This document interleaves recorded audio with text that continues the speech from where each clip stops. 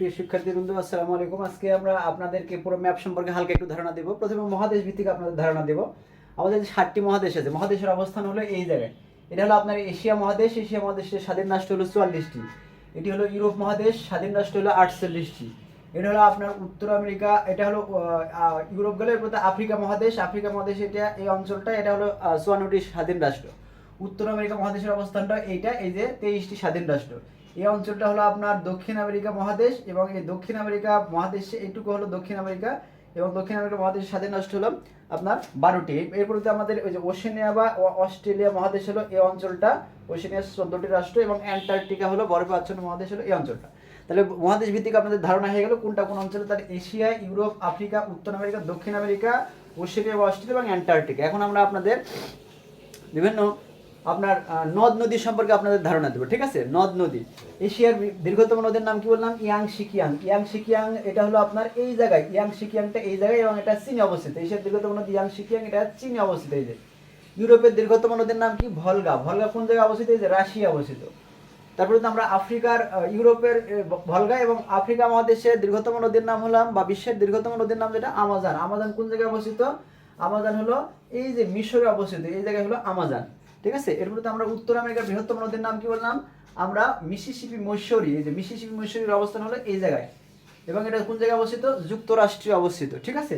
দক্ষিণ আমেরিকার দক্ষিণ আমেরিকা মহাদেশের দক্ষিণ আমেরিকা বৃহত্তম নদীর নাম হলো আপনার সেটি হলো আপনার আমাজন। আমাজনটা ব্রাজিল অবস্থিত, এই জায়গায় ব্রাজিলে, ঠিক আছে। ওশেনিয়া বা অস্ট্রেলিয়া মহাদেশের দীর্ঘতম নদীর নাম মারে ডার্লিং। এই জায়গায় সুন্দর করে ডার্লিং লেখা আছে আর কি, ঠিক আছে। তাহলে এটা মহাদেশ ভিত্তিতে আমাদের নদ নদী গেল। এখন আমরা জানবো বিশ্বের বৃহৎ মহাসাগর হলো 5টি।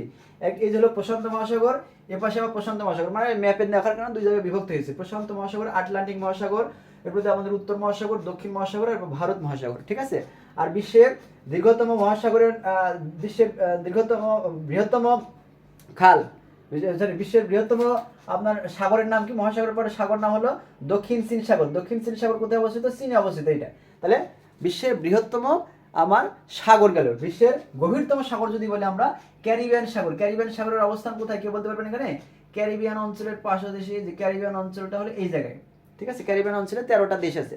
তাহলে আমাদের সাগর গেল, মহাসাগর গেল, সাগর গেল উপসাগর। উপসাগর আবার দুই ধরনের, গালফ এবং বে। গালফ হিসেবে বৃহত্তম উপসাগর হলো মেক্সিকো উপসাগর। বলেন মেক্সিকো কোন জায়গায় এখানে খুঁজে পাওয়া যাবে? মেক্সিকো যে জায়গায় পাওয়া যাবে সেই জায়গায় হলো আপনার মেক্সিকো উপসাগর। তাহলে আমি একটু খুঁজে বের করার দেখার চেষ্টা করি মেক্সিকোটা কোন জায়গায় অবস্থিত। এই যে মেক্সিকোটা এই জায়গায়, মেক্সিকো উপসাগর তাহলে এই জায়গায় অবস্থিত, 18 লক্ষ বর্গ কিলোমিটার মেক্সিকো উপসাগর। আর বে হিসেবে বৃহত্তম উপসাগর হলো বঙ্গোপসাগর। এই যে বঙ্গোপসাগর এই জায়গায়, এটা ভারত মহাসাগরের একটি অংশ বিশেষ। তাহলে মহাসাগর, সাগর, উপসাগর। এরপর যদি আমরা বলি খাল, বিশ্বের প্রাচীনতম খালের নাম হলো গ্র্যান্ড খাল। গ্র্যান্ড খাল হলো এই জায়গায় চীনে অবস্থিত, ঠিক আছে। খালে গেল। এরপরে আমরা যদি বলি আর একটা খাল আছে আমাদের বিখ্যাত খাল, সেটা হলো সুয়েজ খাল। সুয়েজ খাল কোন জায়গায় অবস্থিত? মিশরে অবস্থিত। এই জায়গায় সুন্দর করে দেখানো আছে, এটা হলো সুয়েজ খাল, ঠিক আছে। আরেকটা যদি আমরা বলি আমাদের পানামা খাল, ঠিক আছে। পানামা খাল কোন জায়গায় অবস্থিত? পানামা খালটা এই জায়গায় অবস্থিত, পানামে অবস্থিত, ঠিক আছে। আরেকটা হলো আমাদের হ্রদ যদি বলি বৈকাল। আমাদের যদি বিশ্বের বৃহত্তম লবণাক্ত পানির হ্রদ যদি বলা হয় তাহলে হলো আপনার এই জায়গায় বিশ্বের বৃহত্তম লবণাক্ত পানির হ্রদ হলো এই যে ক্যাসপিয়ান সাগর, ঠিক আছে। এই জায়গায় ক্যাসপিয়ান সাগর।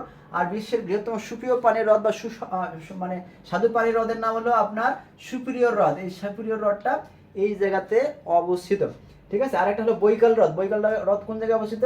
এই জায়গায় বৈকাল হ্রদটা রাশিয়ায় অবস্থিত, ঠিক আছে। তাহলে আমাদের বিভিন্ন তথ্যগুলি জানা হয়ে গেল। এখন আমরা আর একটা তথ্যগুলি জানবো, সেটা হলো আমাদের যে বলছিলাম যে বিষুব রেখা, এখানে কর্কটক্রান্তি রেখা এইটা, বিষুব রেখা হলো এইটা, কর্কটক্রান্তি এইটা, মকরক্রান্তি হলো এইটা।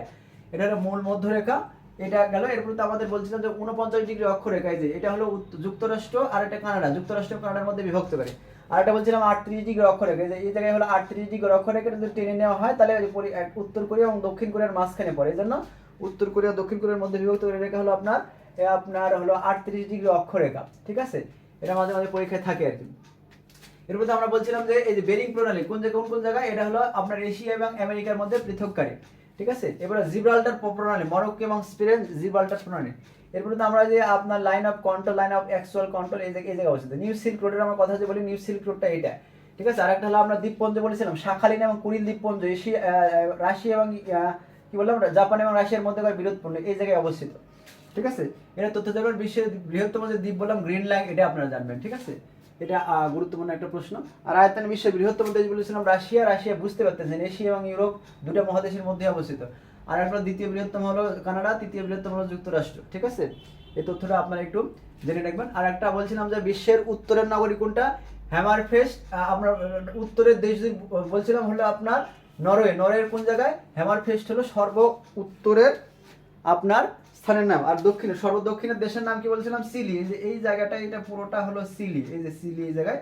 আর সব উত্তরের আপনার দক্ষিণের জায়গার নাম কি বললাম, পুয়ের্টো উইলিয়ামস। এটা হলো পুয়ের্টো উইলিয়ামস। আমরা বলছিলাম উত্তমাশা অন্তরীপ, ভূপৃষ্ঠের অন্তরীপের সঙ্গে কিন্তু ভূপৃষ্ঠের যে অংশটুকু প্রলম্বিত হয়ে সাগরে পতিত হয়েছে সেটা হলো এই অন্তরীপ। এই যে উত্তমাশা অন্তরীপটা এই জায়গায় অবস্থিত। আর প্রণালী বলছিলাম আপনার পক প্রণালী ভালো করে পড়বেন, বেরিং প্রণালী, জিব্রাল্টার, এরপরে আপনার বলছিলাম বসফরাসটা ভালো করে পড়বেন, এই কয়েকটা ভালো করে পড়বেন। ঠিক আছে, এরপর আমি যে লাইনগুলি বলে দিচ্ছি, Radcliffe line, Durand line, Oder Neisse line, Maginot line, Sonora line, 49 degree, 38 degree, 17 degree অক্ষরেখাগুলি আপনারা ভালো করে পড়বেন। ঠিক আছে, আর যে খাল দুটার সম্পর্কে আমি একটা হালকা ধারণা দিয়েছি।